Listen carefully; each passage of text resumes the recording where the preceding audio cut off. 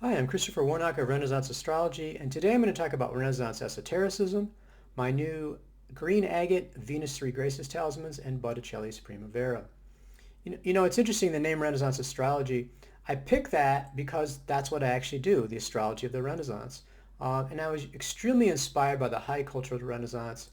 And I think that you can see it on many different areas. It's often most clearly shown in art. These visual representations really show the underlying philosophy and spirit of the Renaissance. So what I'm going to talk about today is probably one of the most famous paintings of the Renaissance, Sandro Botticelli's Primavera, which is Italian for spring. It's a really iconic Renaissance painting. This was painted in the late 15th century in Florence under the rule of the Medici. At that time, we had an incredible efflorescence of culture, visibly in art and architecture, a revival of classical learning, but also this flowering of the secret stream of Western esotericism.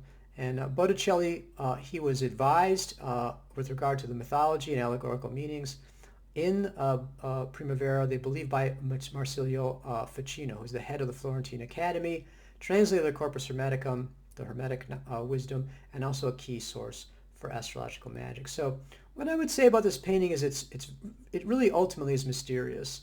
Anyone that asserts that they know what it means in every detail is simply mistaken. But I think we can get some understanding of it, some basic knowledge of it. So let's just take a look here. And this is, as I said, if you haven't recognized it from the title, you can take a look at it now and you can recognize it. Probably, like I said, one of the most famous Renaissance paintings. So it certainly is very astrological. See if I can keep that up there. Certainly very astrological. We start in the center right here with Venus. And Venus is very beautiful. She's dressed in this incredible flowing outfit of robes, very beautifully painted. And she's looking directly at the audience, so to speak, the viewer. Directly overhead, you can see Eros, a little cherub there. He's got his arrow. It's interesting because that relates, it just kind of brings to mind, like I said, I don't want to say this is what the painting was all about, but what it brings to mind to me is what Ficino says in his commentary on Plato's Symposium. He says, why do we think love is a magician? Because the whole power of magic consists in love, either in attraction or the opposite of love, which is also involved with love, which is hatred.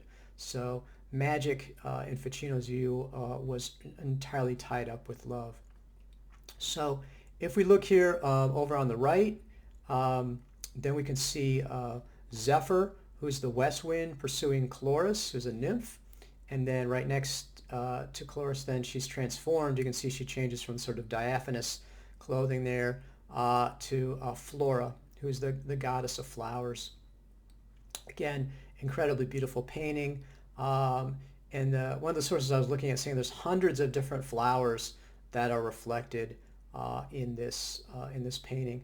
And so then if we go over here to the far left, we can see Mercury. He's holding up his caduceus, which is dissipating some clouds. And then in the inner left here, these are the three graces. The three graces accompany Venus. They're Aglaia, shining, Euphrosyne, joy, and Thalia, blooming. So, one way to look at this, as sort of a basic, understanding of it is just to think of going all the way from the earliest spring all the way to summer.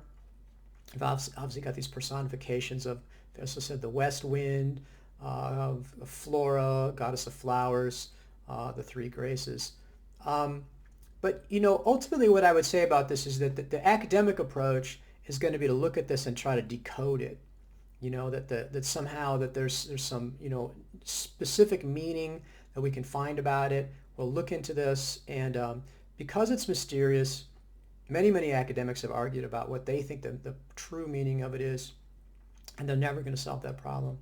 I think, a better way, and certainly for us, a more fruitful way of looking at this painting is to think about the fact that, when I deal with artists, for example, Nigel Jackson said this to me specifically. he didn't feel like he was the source of the image of the artwork. He felt like he was a conduit or a channel for the anima mundi, the soul of the world, and that these images and beings really, and angels that exist and thoughts of the anima mundi, it's really all the same, manifest through the artist, and that the artist then paints them or whatever medium they're working with and allows them to come forth. So the other thing that we can think about with that is that rather than, like I said, trying to read this like it's a science, some kind of technical manual, we can use it as a way of accessing this view that the individual mind is connected to and in fact part of the soul of the world.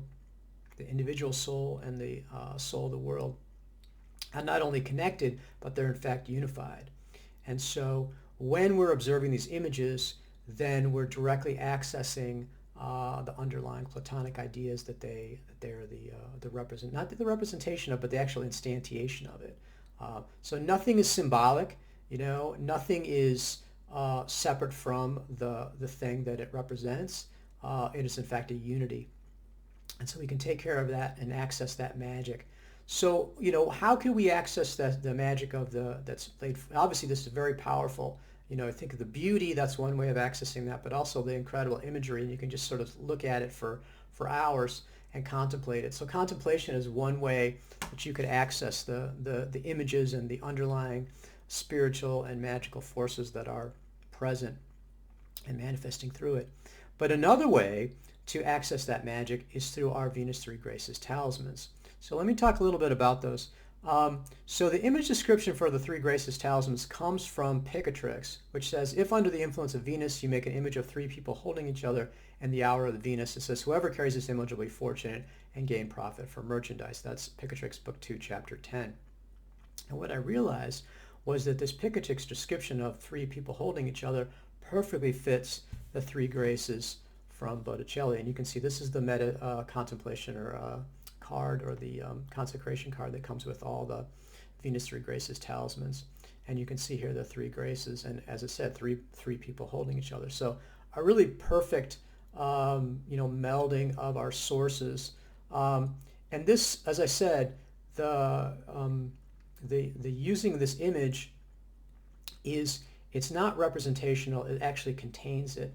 And it's, again, my view of it, it's a thought in the anima mundi. Instantiated now. In this case, it's printed here on this card. The way that we've shown it is in the two types of Venus Three Graces talismans that we have. Now, first of all, we have the bronze, which you can see the image of the Three Graces on it, and then we also have a few. If you're, we have very few of these green agate Three Graces talismans. These are much rare.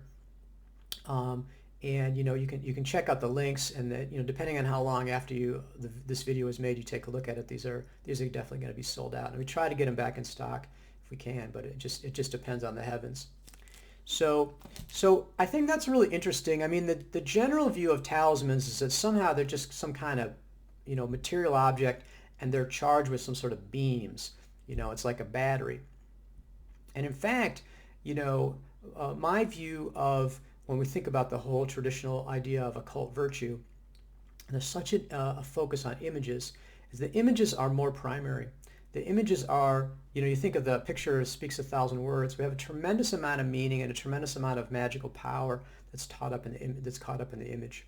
And by seeing the image, we understand these innate relationships and these innate, as a sense, divine thoughts. Each image is a thought, but most perfectly realized. And then they have powers that go along with them. So I think that's, these talismans are, I really love them. It's like I said, one of our most popular talismans. People respond really well to them. It's particularly apt for Renaissance astrology to use, like I said, such an iconic Renaissance image. But I think in addition, part of what we're picking up on the fact that the beauty is this underlying magical power. And of course, what we're doing with these is making them in an incredibly powerful time astrologically, and you can check out the selections. And they're both very powerful and essential dignity. These are talismans. They're Venus talismans for the talismans for love, for friendship, And unusually for a Venus talisman, they're also for wealth. I mean, typically Venus is good at spending money, not so great at making it. But as I said, what I'm pointing to here is this transformative devotional use of it that's allowing us through the contemplation and through the consecration of these images made at an incredibly powerful time for Venus to they have this direct access to this specific image that's manifested to us through the anima mundi, both through Picatrix and also through Ficino's and advising of Botticelli, and Botticelli's incredible painting, Primavera. And of course, Venus is key for a magician, as Ficino noted, that love is the underlying key of true magical mastery. So I was really fascinated with these. I mean, it's something that, as soon as I kind of had the idea, I realized this was perfect, and this has been one of our most popular Venus talismans, both in the bronze and agate. So check those out. And then, I think that you'll be as entranced by them. I definitely think it's worthwhile to work with these talismans. And I think that they, as I said, what we've got is this glimpse of this underlying nature of reality. And while it's fine to say, well, I want a boyfriend or girlfriend, and they work for love, they are effective. Perhaps not for a specific person, but definitely, these are very powerful talismans. What we're also getting is this glimpse of the underlying nature of reality, and then a way to actually actively access it, which I think is very exciting. And that's one of the most exciting things about astrological magic is that, yeah, you can look at your chart, but now you can actually do something. You can actually actively engage with these forces, but also engage them in a way that helps, that ultimately, I think, in the devotional practice is transformative. So I said, check these out, and I hope it'll inspire you as it inspired me to continue on your journey in Renaissance magic.